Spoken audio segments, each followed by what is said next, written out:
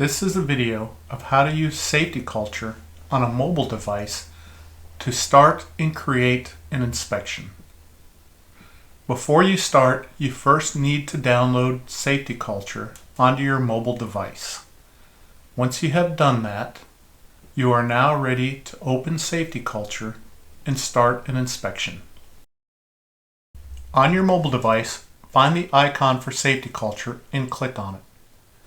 When Safety Culture opens, find the plus sign on the lower right side and click the button. This will open the option of what you would like to do.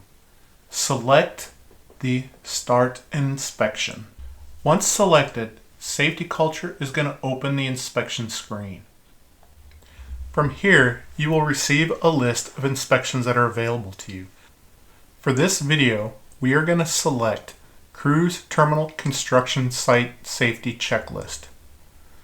Once you have selected this, you will now need to select Start Inspection. For this checklist, the first question we must answer is select a company. So when you press the button, a list of companies that are entered into Safety Culture will appear. You select which company you want and then push the Done button. The company you have selected will now appear in the answer box. The next question we want to answer is for the location, what organization has completed this inspection? So as you work your way through the location, you will identify which organization is completing this inspection and select them. Once you have done this, that organization will appear in the answer box. Moving down, the next question we're going to answer is the date the inspection was conducted on. It will pre-fill with the current date.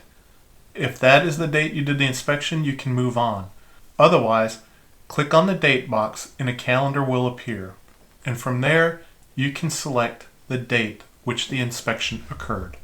With the date identified, we now want to identify who prepared the inspection. If you are signed into Safety Culture and preparing the inspection, it will automatically fill with your name.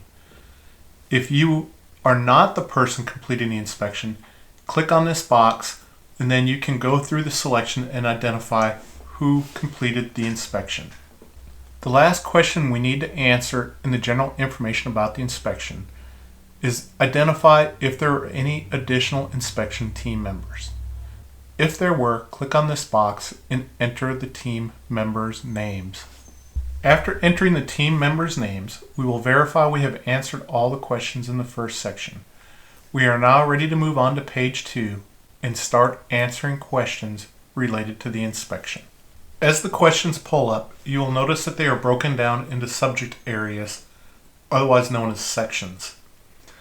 This particular inspection has over 40 subject areas, so we're not going to go through them all. What is important to notice is that the first question asked underneath the subject area, will you inspect this specific subject area? Now, if you will notice, under the questions, there is no star by this question, so it is not a required question.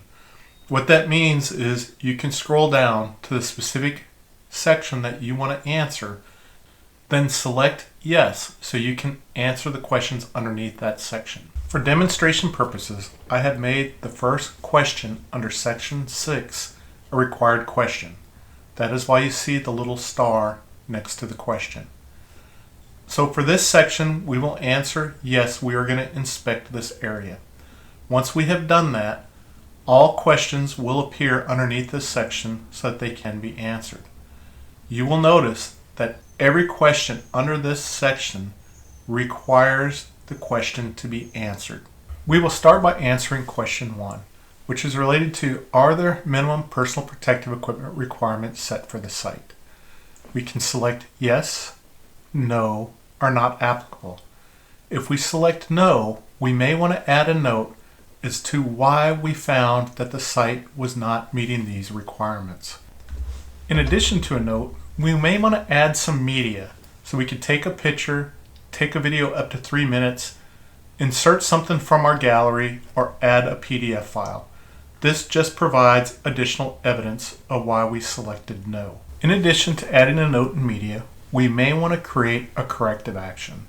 So we will select the button Action. When we do this, we'll first need to title the corrective action.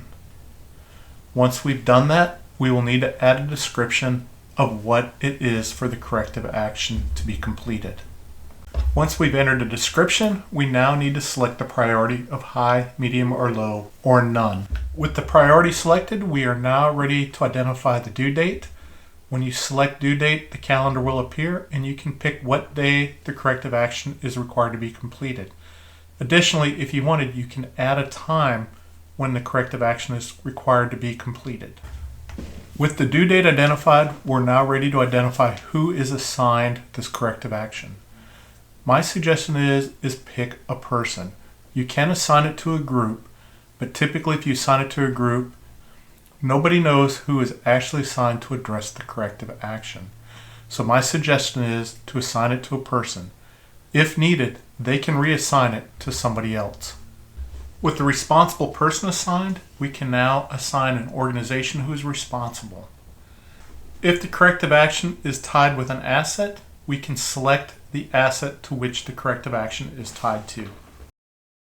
Another nice feature of safety culture is you can label what category this corrective action falls into. So if you select label, as you can see here, these do need to be pre-set up within safety culture, but you could identify it as a security issue or a maintenance issue or whatever other issue you may have pre-identified. Before we create this action item, there is one more feature I want to discuss. At the very top, you'll see the little button that says action. If you select that, you can pre-identify what type of action this is. So here we have action such as a corrective action. We have a maintenance issue such as a maintenance issue that needs to be corrected or a security concern. So this just allows you another way of labeling what type of action needs to occur. With all the information entered, we are now ready to create this action item. So go to the top right and select Create. This will take us back to our inspection checklist and we can continue the inspection. So we will continue answering the questions, and for brevity's sake, we will put yes on all the answers. Once we have completed this, for this demonstration purposes, we have completed the inspection. So now we will scroll to the bottom and we are ready to sign off that we have completed the inspection. The first step to signing off on the inspection is to type our name in the signature block. Once we have completed this, the next step is to click on the little pencil with the scribble mark so that we can sign the document. At this point, a little area will appear on your screen that you can use your finger or a stylus to sign the document. Once you have completed it, you save it, and you are ready to complete your inspection. Now that you have signed the inspection, go to the bottom right, select Next Page, and you are ready to request approval. When you are finished, submit it for review and approval. For demonstration purposes, I have created a question that is required to be answered before it can be submitted. When this occurs, it will not let you submit the inspection. You must go down to the question that is required to be answered, complete that answer, then go back, submit the questionnaire for approval, and then request approval. You have successfully completed this inspection. Thank you.